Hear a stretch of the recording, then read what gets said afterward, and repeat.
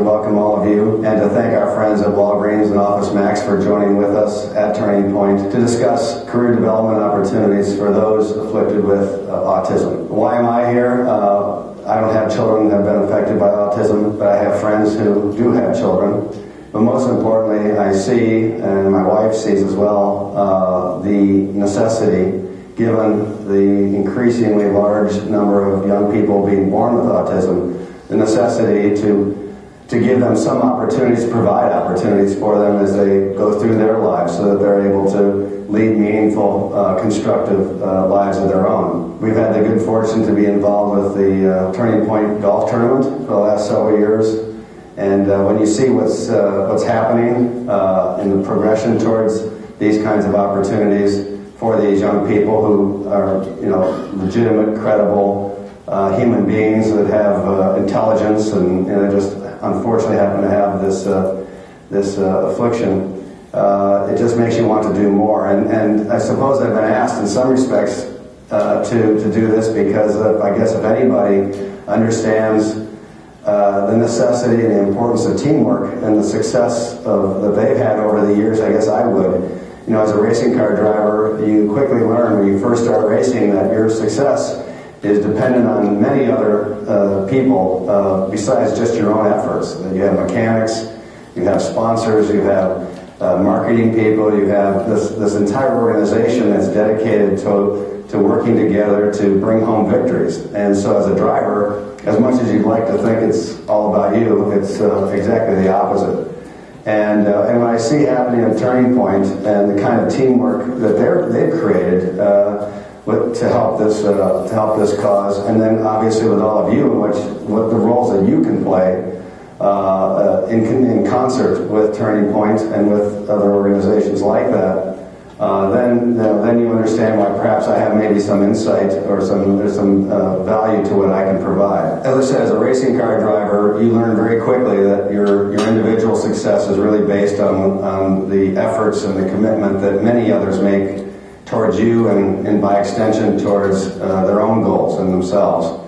And I'm also involved in the automobile business, and I think it's part of creating the culture within a racing organization or within our corporate organization is really the most difficult thing, because you have all these different peoples with all these different ideas and personalities and interests and what have you. And, how do you create the culture where these people as a group really work together towards one common goal? And of course, in racing, it's pretty simple, really, because you attract people who enjoy the sport first and foremost, but on top of that, they want to compete in their own special way, and they want to win, and they win by working together with me as a driver or me as a team owner now, and we create the actions that we need, the goals. We set the goals out for everyone to see, everyone buys into it, and then works towards those goals.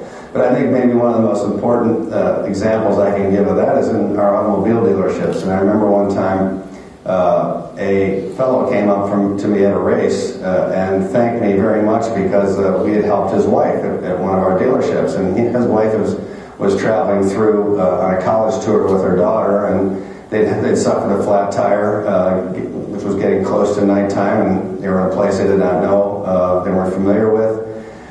They called up our dealership, and it was a Saturday, and it was after hours, and nobody was there except one fellow who was doing work on his own car. She called, and of course the phone rang. Now there was nothing that compelled him to answer the phone. I mean, he wasn't working. It was after hours, as I said. He didn't really have to answer the phone, but he answered the phone because he felt it was the right thing to do. And of course he hears on the other end of the line this woman who's sounding a little distressed, and he understood she had a flat tire. He said, "Well, you just stay there. I'll come out and get you and bring you back." So he took a wheel and tire out to her, changed the tire on the side of the Pennsylvania Turnpike, brought her back to the dealership with her car, fixed the tire they had, took the tire that he put on off, put it back on our stock, and sent her on her way.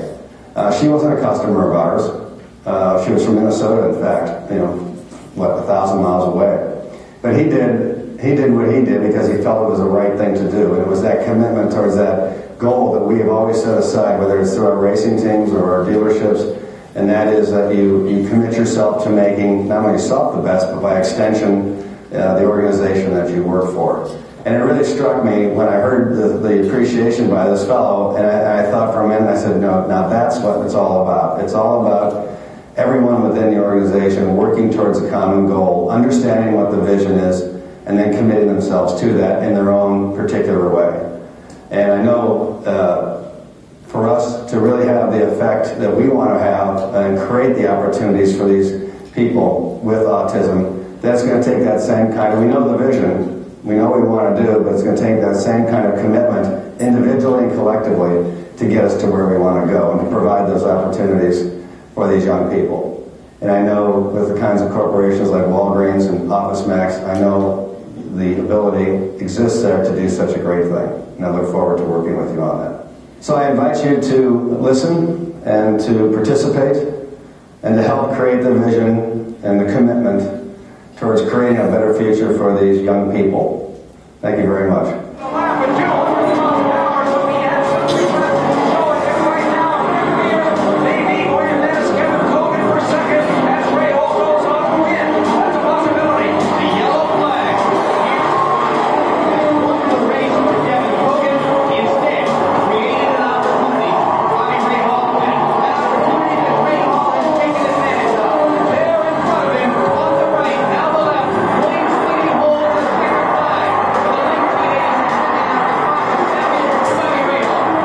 So join me in Team Turning Point in creating a winning team.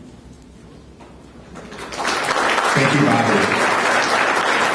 You know, what really strikes me about Bobby's message is this is a guy that's won and raced in thousands of races, won a lot.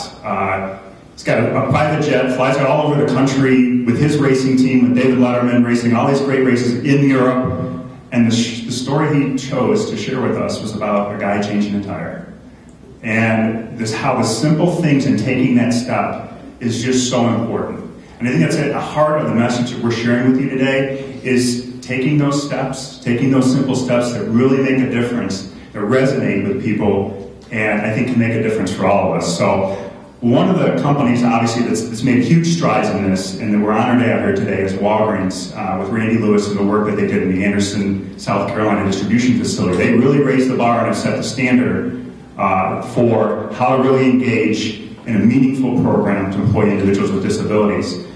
Through our work with Walgreens, we were introduced to James Emmett, who really helped craft with Randy, putting in place the program at Anderson, and who's taken on a real passion nationally to work with many retailers and many Fortune 500 companies on how to effectively put in place programs. And we're honored to have him as our lead consultant at Turning Point in crafting our program for us.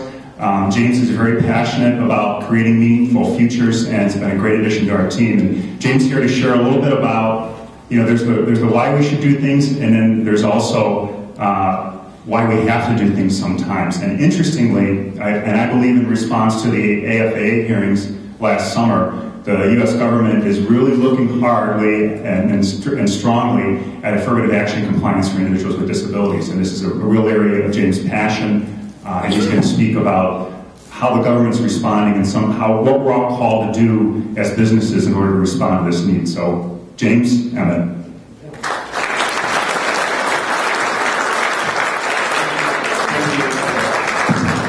Thank you. All right, so they gave me the position between Bobby Rahal and Randy Lewis, number one, and then two of the most dynamic people. And then number two, they've asked me to talk about affirmative action, right? So I just flew in from Vegas, where I'm working on a new project with one of our partners who's in the room, Direct Employers Association, Shannon Hofford back there. And so my friends in Vegas tell me it's not necessarily about your material, right? It's all about your show. Okay, so here we go. We're going to make this affirmative action stuff fun, and we're going to set the ball, and we're going to tee it up. We're going to tee it up for Randy. Okay, but so let's just talk a little bit about, as Drew said, what I think for the corporations in the room and what I think we are setting up in 2012 and 2013 for what I would consider, I believe what we're going to see is a revolution in employment for people with disabilities. I think that we have situations, and as I go around the country and talk, I really think there are two major drivers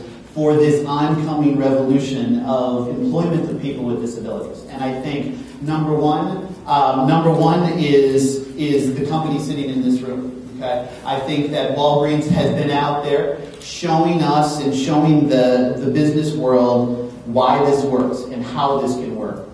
We have wonderful, thank you, we have wonderful folks, we have wonderful companies like OfficeMax joining that, companies like Lowe's and other companies doing that out there, teaching us how this has a bottom line impact in recruiting loud and proud people with disabilities.